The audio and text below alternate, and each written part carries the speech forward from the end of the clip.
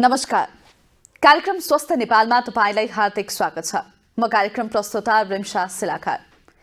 कार्यक्रम स्वस्थ नेपालमा हामी स्वास्थ्यसँग सरकार राख्ने विषयमा केन्द्रित रहन्छौं। स्वस्थ नेपालको आजको अङ्कमा हामी बच्चा जन्मनु अघि आमाको पाठेघरमा रहँदा उसमा केही समस्या छ वा छैन भनेर पत्ता लगाउने पद्धति फिटल मेडिसिनको बारेमा विस्तृत रूपमा चर्चा गर्नेछौं।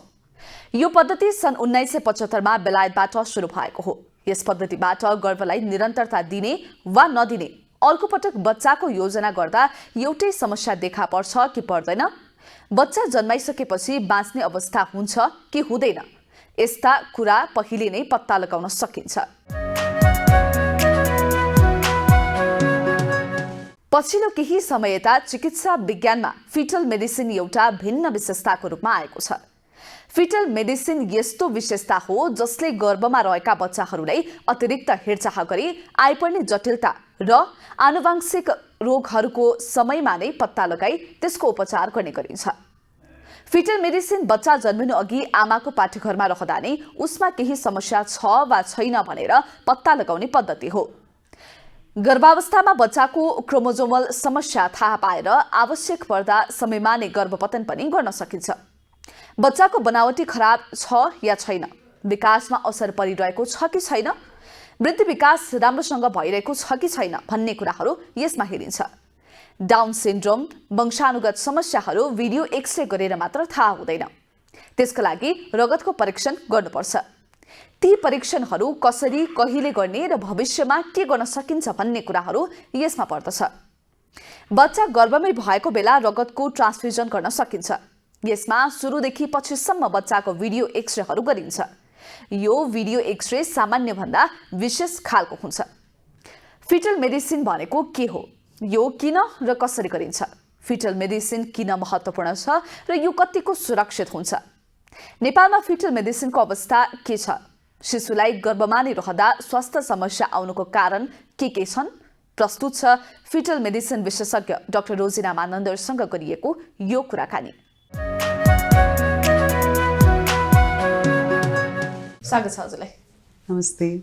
अब यो फिटल मेडिसिन हामी पछिल्लो समय चाहिँ अलि बढी सुनिरहेका छौँ होइन। अब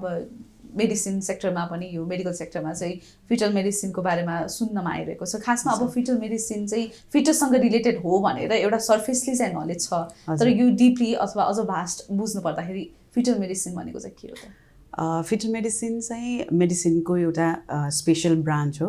र सब स्पेसियालिटी ब्रान्च अफ अब्स्टेट्रिक्स एन्ड गाइनेकोलोजी। आजकल अब रेडियोलोजिस्टहरू पनि सब स्पेसियालिटी भएर फिटल मेडिसिनमा इन्टर हुँदैछ। सो बेसिकली यसले चाहिँ मदर र फिटसको केयर, स्पेसल केयरमा हामी बढी ध्यान दिन्छौँ यसमा। एन्ड फिटस नै हाम्रो पेसेन्ट हुन्छ। So we are called fetal doctors. Patient हुन्छ। And they are so many सर्जरिजहरू पनि हुन्छ, अनि त्यसैले फिटल डक्टर्स, फिटल सर्जन पनि भन्छौँ। सो यो चाहिँ one of the sub speciality branch of हाम्रो obstetrics and gynecology. So maternal fetal medicine as a whole मदरको र फिटल केयर। यो चाहिँ अब कहिले चाहिँ यो जाँच गराउनु पर्ने हुन्छ, यो सर्टेन विक्स नै हुन्छ कि अथवा कन्सिभ गरिसकेपछि नै यसलाई चाहिँ रेगुलर बेसिसमा चेकअप गराउनु पर्ने हुन्छ यसमा? ओके, अब फिटल मेडिसिन स्टार्ट्स बिफोर प्रेग्नेन्सीदेखि नै। सो किनभने हामीले चाहिँ यसमा high risk mother, high risk फिटसहरूलाई हेर्ने भएकोले चाहिँ अब जस्तै हाई रिस्क मदर्सहरूमा कुनै मेडिकल इलनेसेसहरू छ, जस्तै डायबिटिज भयो, अनि एसएलई भयो, एन्टी रो पोजिटिभ स्टेटस भन्छौँ, सो अटोइम्युन डिजिज भयो, उनीहरूमा चाहिँ स्पेसल केयर चाहिने हुन्छ किनभने mother will be at risk and बच्चा will be also at risk. यो एउटा पक्ष भयो। अर्को चाहिँ प्रिभियस बेबिजहरू जस्तै न्युरो डेभलपमेन्टल डिलेहरू छ एन्ड कुनै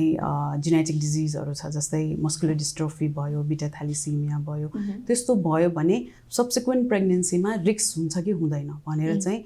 यो बिफोर प्रेग्नेन्सीदेखि नै स्टार्ट हुन्छ। प्रिकन्सेप्सनल बिफोरमा चाहिँ कसरी हुने रहेछ, पाठहरू जाँच्नेहरू यताउति हुन्छ? यसमा चाहिँ बेसिकली हाम्रो काउन्सिलिङ हुन्छ। So we try to find out जस्तै अब मदरमा कुनै मेडिकल इलनेसेस छ भने we try to optimize before pregnancy नै, सो द्याट मदरलाई पनि रिस्क फ्री राखौँ ओहो। र फिटसलाई पनि रिस्क फ्री राखौँ स्पेसली डायबिटिजमा ब्लड सुगर कन्ट्रोल भएको स्टेटसमा हामीले प्रेग्नेन्सी प्लान गऱ्यौँ भने प्लस अब यो अटोइम्युन डिजिज पनि क्वेसन स्टेजमा यो प्रेग्नेन्सी प्लान गऱ्यौँ भने चाहिँ हजुर अप्टिमल आउटकम हुने हामी विश्वास गर्छौँ अनि अब जस्तै जेनेटिक डिजिजहरू छ प्रिभियस बेबीमा अब टेस्ट गरे पनि हुन्छ अब जेनेटिक टेस्टिङको कन्सेप्ट अझ नेपालमा बल्ल डेभलप हुँदैछ सो जेनेटिक डिजिज हुन सक्ने सम्भावना छ तर टेस्ट नभएको बेबिजहरू पनि हुन्छ सो त्यस्तो प्रेग्नेन्सी अब प्लान गर्नु अगाडि अब नेक्स्ट प्रेग्नेन्सीमा फेरि रिकरेन्स हुने रिस्क छ कि छैन भनेर चाहिँ हामी जुन इन्डेक्स प्रेग्नेन्सी भन्छौँ कि फर्स्ट बेबीलाई टेस्ट गरेर इफ कुनै जेनेटिक डिजिजहरू देखियो भने चाहिँ हामी अनि पेरेन्टल टेस्टिङ र सब्सिक्वेन्ट प्रेग्नेन्सी अर करेन्ट प्रेग्नेन्सीको टेस्टिङ गर्छौँ यसको इम्पोर्टेन्स चाहिँ के हो खासमा यो किन चाहिँ गरिन्छ त अब ओके सो अब इफ जस्तै अब सबैभन्दा कमन क्रोमोजोमल एब्नर्म्यालिटिज हाम्रो Down syndrome they are so many mothers who has previous baby with Down syndrome होइन so they come for testing भनेपछि चाहिँ उहाँहरूलाई गाह्रो भएरै टेस्ट गर्न आउनुभएको सो बच्चाको रेयरिङदेखि लिएर पाल्नेदेखि लिएर अब यो डाउन सिन्ड्रोममा हार्ट डिजिजको एसोसिएटेड एब्नर्म्यालिटिज हुनसक्छ बाउल एब्नर्म्यालिटिज हुनसक्छ त्यो the ladies the family they have gone through difficulties भनेर subsequent प्रेग्नेन्सीमा त्यस्तो हुन सक्ने चान्सेस छ कि छैन सो द्याट छ नि अब प्रिनेटल डायग्नोसिस भयो भने they will have choice continue गर्ने कि डिस्कन्टिन्यू गर्ने कि प्रेग्नेन्सी किनभने अब सब्सिक्वेन्ट प्रेग्नेन्सीमा त्यस्तै बेबी जन्मियो भने त I mean whole life whole family नै रियरिङ अफ द फिटसेस हुन्छ नि त सो त्यो हिसाबले पनि हामी यो प्रिनेटल स्क्रिनिङहरू गराउँछौँ जस्तो अब यो कन्सल्ट गरिरहँदाखेरि विक्स कति विक्समा चाहिँ गर्नुपर्ने हुन्छ यो बिचमा चाहिँ कसरी थाहा हुन्छ डायग्नोस चाहिँ कसरी हुन्छ कि फिटस भ्रूणमा चाहिँ त्यो बच्चा चाहिँ सफर भइरहेछ भनेर अब यो स्क्रिनिङ चाहिँ हामी एडभोकेट गर्छौँ सबै महिलाहरूलाई अब हुन त डाउन सिन्ड्रोम जुन स्क्रिनिङ हुन्छ सबैभन्दा कमन अनि अर्को ट्राइजोमी 18-13 त्यो चाहिँ मदरको एज 35 इयर्स भइसकेपछि रिस्क चाहिँ बढ्छ हुन सक्ने सम्भावना के हुन्छ यसमा चाहिँ यसमा चाहिँ अब डाउन सिन्ड्रोमको बेबिजहरू they are mentally subnormal mild to moderate mental retardation हुनसक्छ एन्ड उनीहरूको heart disease and hearing problem भिजनमा problem short stature low immunity and childhood cancer अनि हार्ट डिजिज र बाउल एब्नर्मलिटिजको लागि मल्टिपल सर्जरिजहरू चाहिन सक्ने हुनसक्छ तर अब त्यस्तो के पनि छैन भने उनीहरू 60 वर्षसम्म पनि बाँच्छ डाउन सिन्ड्रोमको बच्चाहरू अब ट्राइजोमी 18-13 चाहिँ पोटेन्सियली लिथल एब्नर्मलिटिज भन्छौँ किनभने मल्टिपल एब्नर्मलिटिज हुन्छ सो उनीहरू बच्चा पेटमा हुँदाखेरि नै खेर पनि जान सक्छ सो इमिडिएटली आफ्टर बर्थ पनि जान सक्छ अरू within 6 months to 1 year so त्यसको लागि चाहिँ अब यो तीनटा चाहिँ सबैभन्दा कमन हुने भएकोले हामीले हुन सक्ने प्रोबेबिलिटी छ कि छैन हाम्रो करेन्ट प्रेग्नेन्सीमा करेन्ट बच्चामा भनेर चाहिँ हामी सबैलाई नै अफर गर्छौँ अब पहिला कन्सेप्ट के थियो आफ्टर 35 इयर्स यो रिस्क बढ्ने भएकोले चाहिँ आफ्टर 35 इयर्स मात्रै स्क्रिनिङ गर्ने भन्ने कन्सेप्ट थियो तर अब now days it is universal screening भन्छौँ कि हामी सबै प्रेग्नेन्ट लेडिजलाई गर्नुपर्छ आई मिन इभन इफ अब लेडिजहरूलाई गर्न मन छैन भने अफर चाहिँ गर्नुपर्छ भन्छौँ अब यसमा चाहिँ हामी 11 to 13 weeks 6 daysमै हामी यो स्क्रिनिङ स्टार्ट गर्छौँ सो जब baby is like 45 to 84 mm यसमा चाहिँ नुकल स्क्यान भनेर एनटिएनबी स्क्यान भनेर घाँटी पछाडिको पानी नाकको हड्डी छ कि छैन त्यो हेर्छौँ र यो सँगसँगै डोल मार्कर पनि गर्छौँ स्टार्टिङमा चाहिँ यो दुईटा सो यो दुईटाको कम्बाइन्ड रिस्क निकाल्छौँ whether the lady is at risk of having Down syndrome or trisomy 18-13 or not भनेर अब मोस्टली 97% त लो रिस्क नै आउँछ ओन्ली 3%मा चाहिँ प्रब्लमहरू हुनसक्छ सो त्यसपछि चाहिँ हामीले we have to go for त्यसपछि फर्दर एडभान्स टेस्टिङ जसमा चाहिँ अब डायग्नोस्टिक पनि हुन्छ अब बेटर स्क्रिनिङ टेस्टहरू पनि हुन्छ जस्तै अब यो बढ्दै जाने यो रिस्क फिटसमा हुँदाखेरि बढ्दै गइसकेपछि सर्जरी एउटा अप्सन मात्रै हुन्छ हो कि उपचारहरू के हुन्छ त यसमा अब this is a genetic disease होइन सो जेनेटिक डिजिजको अब एट द मोमेन्ट उपचार छैन डाउन सिन्ड्रोमको पनि छैन ट्राइजोमी 18-13 को पनि छैन so it just the option of continue गर्ने कि pregnancy or whether we need to interrupt the pregnancy so त्यो डिपेन्ड्समै पेरेन्ट्समै डिपेन्ड हुने भयो हजुर अब 18-13 को लिथल एब्नर्मलिटी भएकोले चाहिँ वी अफर टर्मिनेसन नै तर अब Down syndrome is not a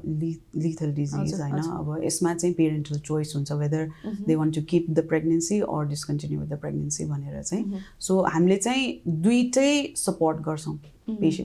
यो पेरेन्ट्सको विसलाई चाहिँ they are certain parents who want to give birth होइन हामी रेयर गर्छौँ भन्नेहरू पनि छ we support their decision as well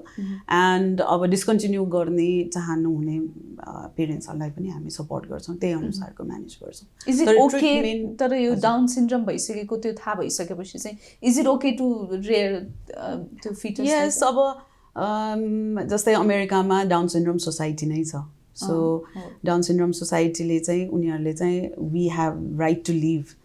we are not suppose to be screen भनेर पनि छ होइन सो बिकज अब त्यहाँ गभर्मेन्ट सपोर्ट छ अनि अब दे आर सो मेनी संस्थाहरू छ जहाँ हेल्प गर्छ सपोर्ट हुन्छ free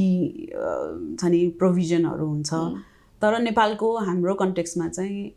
it is not practical छ कि छैन I mean, most of the parents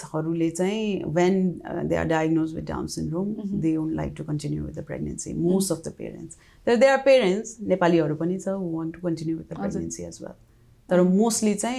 terminate गर्ने सोच्नु. जस्तै अब यो एकचोटि भइसकेपछि सेकेन्ड टाइम कन्सेप्ट गर्दाखेरि चान्स हुन्छ कि हुँदैन कि त्यो फेरि उसलाई चाहिँ त्यही जेनेटिक इश्यूज हुने भने सो अब यसमा डाउन सिन्ड्रोम भयो भने चाहिँ हामीले फर्स्टमा कुन टाइप अफ डाउन सिन्ड्रोम हो डाउन सिन्ड्रोम पनि 2 डिफ्रेन्ट टाइप्सको हुन्छ सो एउटा चाहिँ मोस्टली जुन 95% चाहिँ नन डिस्जङ्क्सन डाउन सिन्ड्रोम भन्छौँ त्यो चाहिँ बच्चा कन्सिभ हुँदाखेरिको प्रब्लम हो अनलाइक पेरेन्ट्सबाट गएर बच्चामा प्रब्लम भएको सो अब त्यो कन्सिभ हुँदाखेरिको प्रब्लम अब त्यो बेला पो मिसह्याप भयो ल अनलकी भयो नेक्स्ट प्रेग्नेन्सी त्यस्तै हुनुपर्छ भन्ने छैन सो रिकरेन्स रिस्क इज 1% त्यस्तोमा चाहिँ तर 5% जुन rare type of Down syndrome छ त्यसलाई चाहिँ रोबोट्सोनियन डाउन्स भन्छौँ जहाँ चाहिँ पेरेन्टको क्यारियोटाइपमै प्रब्लम हुन्छ क्रोमोजोममै प्रब्लम हुन्छ जसले गर्दाखेरि there is risk of 25% recurrence risk हुन्छ त्यस्तोमा चाहिँ अब फेरि हुन सक्ने चान्सेस हुन्छ तर मोस्टली चाहिँ नन डिस्जङ्क्सन टाइप हुने भएकोले रिकरेन्स रिस्क इज लो भन्छु तर टेस्ट गर्नुपर्ने हुन्छ यो फिटल मेडिसिन कतिको सुरक्षित छ भनौँ अब एफिसियन्सी कति छ यसको यो टेक्नोलोजीको चाहिँ नेपालको केसमा सँगसँगै एज अ होल वर्ल्डमा चाहिँ के कस्तो सो अब यो this is a sub speciality subject भयो सो इन्टेन्सिभ ट्रेनिङ हुन्छ यसमा चाहिँ सो बेसिकली हाम्रो अलमोस्ट 80-90% त अल्ट्रासाउन्ड बेस हुन्छ for screening of the fetus अनि त्यसपछि अब they are certain diseases which is amenable to intrauterine therapy भन्छौँ क्या हामी बच्चा पेटमा हुँदाखेरि नै ट्रिटमेन्टहरू गर्न सकिन्छ त्यसलाई अब जस्तै सर्जरिजहरू पनि हुन्छ we do surgeries in utero and we continue the pregnancy and deliver at term त्यो पनि हुन्छ सो पोसिबल हुन्छ त्यो छ वर्ल्डमा हुन्छ सर्जरी भन्नाले कसरी सर्जरी गरिन्छ ओके अब यो जुन न्युरल ट्युब डिफेक्ट भन्छौँ हामी सो न्युरल ट्युब डिफेक्ट भनेको चाहिँ a type of spinal defect हो so it can be diagnose as early as 13 weeks पनि तर मोस्टली अनोमली स्क्यानमा डायग्नोज हुन्छ सो अब क्राइटेरियाजहरू हुन्छ सर्जरीको सो इफ क्राइटेरिया मिट हुन्छ भने चाहिँ बिफोर 26 विक्स अराउन्ड पेट चिरेरै बच्चाको सर्जरी गरिन्छ we close the abdomen, continue with the pregnancy and deliver at 36-37 weeks. Risks so then? Risks छ तर अब they are very good outcomes as well. त्यसैले worldwide अब सबै ठाउँमा हुँदैन there are 7-8 centers in the world where the surgeries are done. So अब त्यो tertiary referral centersहरू हुन्छ जहाँ चाहिँ यो सर्जरिजहरू गरिन्छ अब आजकल यो पनि इन्डोस्कोपिकली नै गर्ने प्रविधिहरू आइसकेका छ so with very good outcomes अब these are new advances in fetal medicine अब फिटल जस्तै ट्विन टु ट्विन ट्रान्सफ्युजन भन्छौँ हामी यो ट्विन प्रेग्नेन्सीको कम्प्लिकेसन्सहरूमा त्यसमा लेजर सर्जरिजहरू गरिन्छ अब यो चाहिँ थेराप्युटिक पक्षमा हुन्छ डायग्नोस्टिक भन्दा पनि फिटलमा हुँदा शिशुमा कस्तो समस्या छ भन्ने कुराले उपचार गर्न सम्भव छ वा छैन निर्धारण गर्छ जस्तै गर्भमा रहेका बच्चामा फोक्सो सम्बन्धी समस्या छ भने फिटल मेडिसिन पद्धतिबाट गर्भमा नै उपचार गरेर निको बनाउन सकिन्छ अरू न्युरो सम्बन्धी समस्या जस्तै स्पाइनको समस्या त्यसलाई पनि गर्भमा नै सर्जरी गरेर बच्चा 26 हप्ताको हुँदासम्म निको बनाउन सकिन्छ। यो भनेको बच्चा पेटमा नै रहँदा उसको शल्यक्रिया गर्ने विधि हो, तर त्यस्तो सर्जरीको व्यवस्था पनि अहिले नेपालमा छैन। वंशानुगत रोगहरूबारे अध्ययन र उपचार गर्नका लागि यो उपचार पद्धतिको विश्वभरि नै विकास भएको हो। यसमा डाउन सिन्ड्रोम, एडवर्ड सिन्ड्रोम लगायतका समस्याहरू गर्भको बच्चामा हुन्छ वा हुँदैन भन्ने स्क्रिनिङ गरिन्छ। यो गर्भावस्थाको 12 हप्तामा नै गरिन्छ। यो पद्धति विश्वभरि युनिभर्सल स्क्रिनिङको रूपमा विकास भइसकेको भए पनि नेपालमा भने भर्खरै सुरु भएको छ। यदि 12 हप्तामा नै गम्भीर प्रकारको बिमारी देखा परेमा पहिले बच्चा जन्माउनेहरू त्यो बच्चालाई जन्म नदिँदा राम्रो हुने भएकाले यो फिटल मेडिसिन महत्त्वपूर्ण छ। डाउन सिन्ड्रोम भएको शिशु सुस्त मनस्थितिको हुने, उनीहरूलाई मुटुमा रोगहरू देखिने, मृगौलामा समस्या देखिने भएकाले उनीहरूलाई बाँचुन्जेलसम्मका लागि स्पेशल असिस्टेन्टको आवश्यक पर्छ। जुम्ल्याहा गर्भ रहेको बेला कसरी व्यवस्थापन गर्ने, कहिलेकाहीँ बच्चाको वरिपरि पानी धेरै अथवा कम पनि हुन सक्छ, त्यसलाई कसरी व्यवस्थापन गर्ने लगायत धेरै विषयहरू यस अन्तर्गत पर्दछन्। एनोमेली स्क्यान भनेको के हो, फिटल मेडिसिन अन्तर्गत गरिने भिडियो एक्सरे तथा परीक्षणहरू कति खर्चिलो छ, साथै भिडियो एक्सरे र परीक्षण बाहेक फिटल मेडिसिनमा अरू के पर्छन्, नेपालमा फिटल मेडिसिन सेवा विस्तारका चुनौतीहरू के छन् त, हेर्नुहोस् यो कुराकानी। जस्तै अब यो ट्विन्सकै कुरा आयो, ट्विन्स हुँदाखेरि चाहिँ यो फिटल मेडिसिनले चाहिँ कसरी चाहिँ यसलाई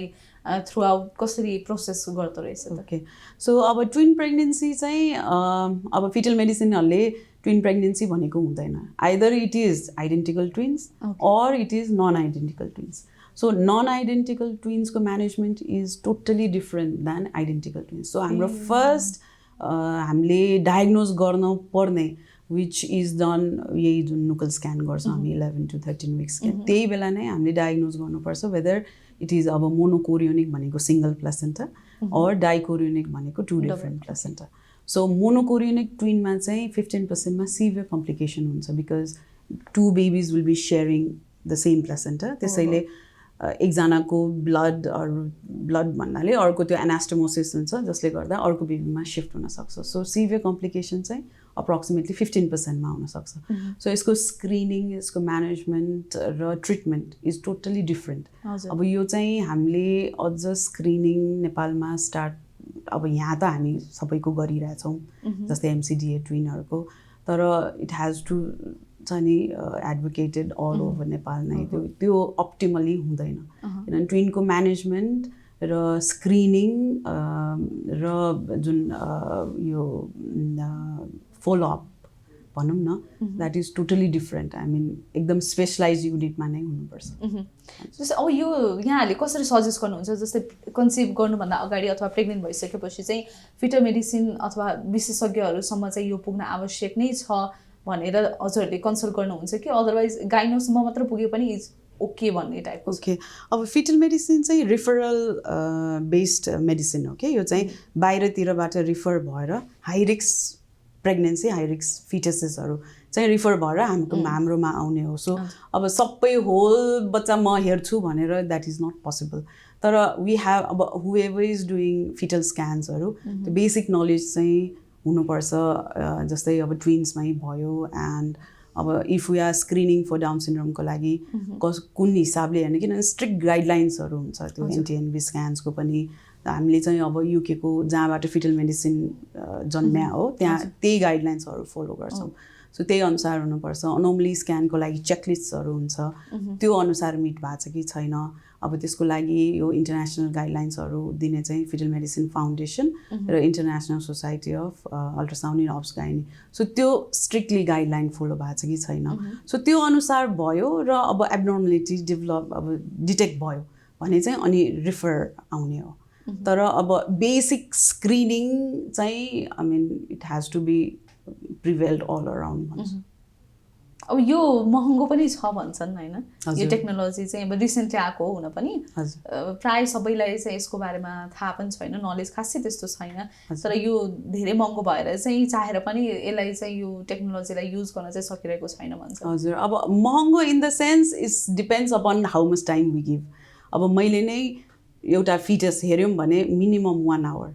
लाग्छ होइन अब सबै हाई रिस्क बच्चाहरू आउने भयो सो हाई रिस्क भन्ने बित्तिकै ल सपोज उसमा कुनै प्रब्लम इन द ब्रेन छ भने I have to look at the baby as a whole सबै हेर्नुपर्ने हुन्छ so and since we follow एकदम स्ट्रिक्ट गाइडलाइन्स पोजिसनमा नआएसम्म त्यो प्लेन नआएसम्म वी डोन्ट गिभ अप त्यसैले गर्दाखेरि अब hardly I examine 8 to 9 10 maximum बच्चाहरू इन अ डे सो त्यो टाइम डिभोट गरे अनुसारकै छ नि प्राइसिङ हुन्छ एन्ड द्याट टु सिन्स अब कुनै पनि अल्ट्रासाउन्डमा एउटा एब्नर्मलिटी डिटेक्ट भयो भने चाहिँ बच्चाहरूको चाहिँ कुनै जेनेटिक डिजिजहरू छ भने एउटा सिन्ड्रोमिक प्याटर्नहरू हुन्छ सो त्यो देखियो भने चाहिँ we need to go for genetic टेस्टिङहरू अब जेनेटिक टेस्टिङ चाहिँ नेपालमा अहिलेसम्म अभाइलेबल थिएन अहिले बिस्तारै स्टार्ट हुँदैछ सो अब सिन्स यो जेनेटिक टेस्टिङहरू एकदम हाई लेभलको टेस्ट हुने भएकोले चाहिँ त्यो एक्सपेन्सिभ छ त्यो चाहिँ डेफिनेटली नै एक्सपेन्सिभ छ अब हजुरहरूले कन्सल्ट चाहिँ कसरी गर्नुहुन्छ स्टार्टिङदेखि थ्रु आउट द प्रोसेस कति टाइम लाग्छ कति मन्थ्स लाग्छ यसमा चाहिँ ओके अब कुनै फर्स्ट ट्रिमेस्टर स्क्रिनिङमा नर्मल आयो भने चाहिँ देन वी गो फर अनि अनोमली स्क्यान नर्मल छ भने चाहिँ यो लो रिस्क प्रेग्नेन्सी ग्रुप पऱ्यो अब ल फिटल मेडिसिनमै आउनुपर्छ भन्ने जरुरी छैन तर अब जस्तै कुनै फिटल एब्नर्मलिटिजहरू छ जस्तै ट्विन प्रेग्नेन्सी छ specially identical twins monochorionic twins भन्छौँ त्यो भयो अब यो के भन्छ आरएच आइसोइम्युनाइजेसन जहाँ चाहिँ मदर आरएच नेगेटिभ हुने अनि फर्स्ट बेबीमा आरएच पोजिटिभ भएर मिसम्याच ट्रान्सफ्युजन छ भने चाहिँ उनीहरूलाई कन्टिन्युस मोनिटरिङ चाहिन्छ सो टिल बर्थ नै फिटल मेडिसिनसँगै फलोअप गराउनु सबै यसमा चाहिँ यो एक्सरे र यो अर्को अल्ट्रासाउन्ड बाहेक अरू कुनै युज हुन्छ प्रोसेसहरू अथवा उपायहरू चाहिँ के हुन्छ यसमा ओके सो मेनली चाहिँ screening is based of ultrasound नै हो एन्ड देन डप्लर स्क्यान्स भन्छौँ हामी डप्लर स्क्यान्स चाहिँ non invasive method of testing fetal wellbeing त्यसमा चाहिँ ब्लड फ्लुजहरू हेर्छौँ फिटसको पनि from mother to the fetus पनि त्यो पनि हेर्छौँ अनि त्यसपछि फिटल एमआरआई पनि हुन्छ अब जस्तै ब्रेनको एब्नर्मलिटिज कुनै स्ट्रक्चरल डिफेक्ट जुन अल्ट्रासाउन्डको सेन्सिटिभिटी भन्दा एमआरआईको सेन्सिटिभिटी बेटर हुन्छ भने चाहिँ हामी फिटल एमआरआई पनि गर्छौँ र अब इन्भेजिभ टेस्टिङमा चाहिँ हामी एम्नियोसेन्टेसिस कोरियोनिक विलस स्याम्पलिङ भनेर चाहिँ प्लासेन्टल बायोप्सी एन्ड कोडोसेन्टेसिस भनेर बेबीको कर्ड ब्लड नै निकालेर पनि टेस्ट गरिन्छ ओके अब यो एक्सरेहरू गर्दाखेरि चाहिँ त्यो रेडिएसन इज हार्मफुल भनिन्छ हजुर होइन हामी नर्मल पिपललाई पनि हार्मफुल नै हो तर त्यो चाहिँ झन् फिटस भइसकेपछि चाहिँ अझ धेरै रिस्क हुन्छ भन्छ नि त is it myth or fact okay so x-rays अब 5 rads भन्छौँ एउटा एक्सरेमा 1 rad हुन्छ अनि 5 rads अफ यो जुन एक्सपोजर इज अलाउड सो एकदम छ नि एक्सरे चाहिँ गर्नै नहुने even CT scan is also allowed low city scan पनि गर्छौँ जस्तै फिटलको बोन एब्नर्म्यालिटिज त्यस्तो छ भने लो सिटी स्क्यान पनि गर्छौँ for evaluation of the fetus तर रुटिनली चाहिँ it is not recommended so certain degree of यो radiation exposure is allowable in pregnancy preferably not in the first trimester किनभने नर्मली यो बेबीको स्ट्रक्चरल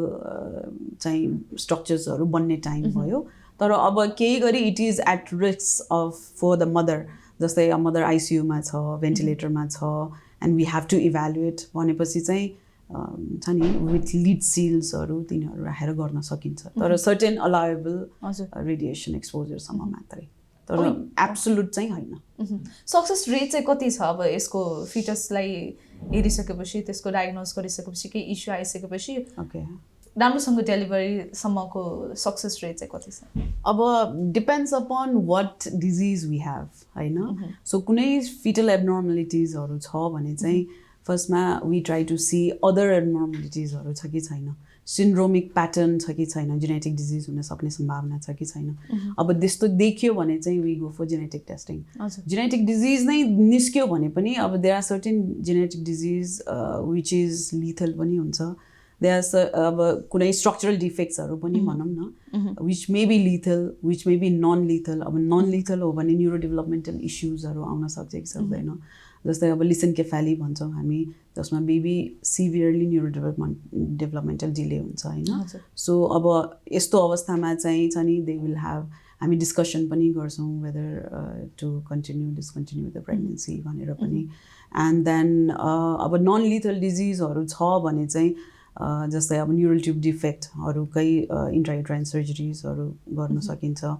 एन्ड यो सिप्यामहरू भयो सिप्याम भनेको लङ लिजन हो एन्ड बिपिएस भयो सो त्यसमा चाहिँ आउटकम्सहरू मच बेटर है अनि इन्ट्रायुट्राइन इन्टरभेन्सनहरू पनि गर्न सकिन्छ so depends upon what disease the baby has अनि प्लस अब हामीले ग्रोथ रेस्ट्रिक्सन र यो जस्तै मोनोकोरियोनिक ट्विनको कम्प्लिकेसन त्यो पनि हामी स्क्रिन पनि गर्छौँ म्यानेज पनि गर्छौँ सो जस्तै ग्रोथ रेस्ट्रिक्सनहरू छ भने चाहिँ हामी पिरियोडिकली मोनिटर गरेर जहिले सेफ हुन्छ तहिले डेलिभर गर्छौँ so sometimes we might have to deliver the baby at 29-30 weeks पनि but we try and continue proper मोनिटरमा राखिसकेपछि एक्ज्याक्टली सो एकदम सिक बेबी छ तर we cannot go till term छ भने एटलिस्ट जहाँसम्म जान सकिन्छ so that even one day intrauterine भयो भने पनि सर्भाइभल बढी हुन्छ कि सो त्यसको लागि पनि अब मोनिटर नै गर्नुपर्ने हुन्छ प्लस अब मोनोकोरियोनिक ट्विन्समा कम्प्लिकेटेड भयो भने चाहिँ इन्ट्रायुट्राइन लेजर सर्जरीहरू गर्नुपर्ने हुन्छ so depends upon the case अब सबैमा सेम आउटकम हुन्छ भन्ने त हुँदैन हजुर लास्टमा अब केही मेसेज दिन चाहनुहुन्छ जति पनि अब प्रेग्नेन्ट अथवा भनौँ कन्सिभ गर्न चाहिरहेका छन् महिलाहरू चाहिँ केही message so what I would suggest is before conception नै हामी आफ्नो कुनै मेडिकल इलनेसेसहरू छ सर्जिकल इलनेसेसहरू छ which has to be taken care of before pregnancy छ भने चाहिँ अप्टिमाइज गरेर बल्ल प्रेग्नेन्सी प्लान गर्ने कुनै जेनेटिक डिजिज प्रिभियस प्रेग्नेन्सीमा फ्यामिली हिस्ट्री छ भने चाहिँ पहिल्यै जेनेटिक कन्सल्टहरू गरेर सो द्याट स्क्रिनिङ पहिल्यै भइसकेपछि अनि फिटस मात्र टेस्ट गर्न बाँकी अवस्थामा चाहिँ हाम्रो रिजल्टहरू चाँडो आउँछ अब स्टार्ट नै आफ्टर प्रेग्नेन्सी गर्नु पऱ्यो भने किनभने रिजल्ट टर्न अराउन्ड टाइम नै हाम्रो 5 to 8 विक्स हुन्छ सो एकदम डिले हुन्छ डायग्नोस गर्नसम्म पनि अनि I would definitely advocate for first trimester screening it is a very important यो स्क्रिनिङ हो अब हामीले डाउन सिन्ड्रोम ट्राइजोमी 18-13 मात्र हेर्ने होइन त्यसमा चाहिँ हामी स्ट्रक्चरल अनोमलिज सो 50% अफ मेजर एबनोर्मलिज हामी 11 देखि 13 हप्ताभित्र थाहा पाउन सक्छौँ है जुन चाहिँ अब त्यो मिस भयो भने we will go till 20 weeks होइन सो 5 महिना भइसक्छ सो अब डिस्कन्टिन्यू गर्ने टर्मिनेट गर्ने डायग्नोसिस गर्ने इट इज अलवेज छ नि अर्ली डायग्नोसिस भयो भने अब छ नि लेडीको मदरको मेन्टल्ली पनि it is feasible for diagnosis early स्ट्रेसमा हुँदैन त्यस्तो भयो भने चाहिँ सो फर्स्ट ट्राइमेस्टर स्क्रिनिङ पछि चाहिँ anomaly scan is the must त्यो चाहिँ राम्रैसँग भएको हुनुपर्छ त्यसपछि if everything is fine low risk pregnancy continue गर्न सकिन्छ तर अब बेबीको ग्रोथ सानो छ एन्ड यो आरएच आइसोइम्युनाइजेसन भयो कुनै अबनर्मलिटिज छ बच्चामा अब कुनै जेनेटिक डिजिज नै छ भने चाहिँ मोनिटरिङ चाहिँ चाहिन्छ हस् thank you so very much for your time thank you so much भविष्यमा देखा पर्ने समस्याहरूको पहिले उपचार हुन्छ भन्ने कुरा सबैले बुझेका छैनन् फिटल मेडिसिन र यसको महत्त्वको बारेमा बुझेर नै जाँच गराउन आउनेहरूको सङ्ख्या निकै नै न्यून छ आजको समयमा सबैले स्वस्थ आमा र स्वस्थ बच्चाको चाहना हुन्छ नै त्यसैले गर्भवती महिलाले समयमा अल्ट्रासाउन्ड गराउनुपर्छ विज्ञसँग एन्टी स्क्यान एनोमेली गराउनुपर्छ थप जाँच आवश्यकता परेमा विज्ञको सुझाव अनुसार गर्नुपर्छ हवस् त कार्यक्रम स्वस्थ नेपालको समय आजलाई यति नै तपाईको गाउँठाउँमा स्वास्थ्य सेवाको उपलब्धता सहजता समस्या के छन् हामीलाई जानकारी गराउनुहोला तल स्क्रिनमा दिएको नम्बरमा हामीलाई सम्पर्क गर्न सक्नुहुनेछ स्वास्थ्य सम्बन्धी जनमानसको चासोमाथि विज्ञहरूको सुझाव सहित अर्को अङ्कमा हामी नयाँ विषयका साथ उपस्थित हुने नै छौँ त्यतिन्जेलसम्मका लागि म कार्यक्रम प्रस्तुता रिम्सा सिलाका सहित सम्पूर्ण टिमलाई पनि बिदा दिनुहोस् स्पेस 4K टेलिभिजन हेर्दै गर्नुहोला स्वस्थ रहनुहोस् व्यस्त रहनुहोस् नमस्कार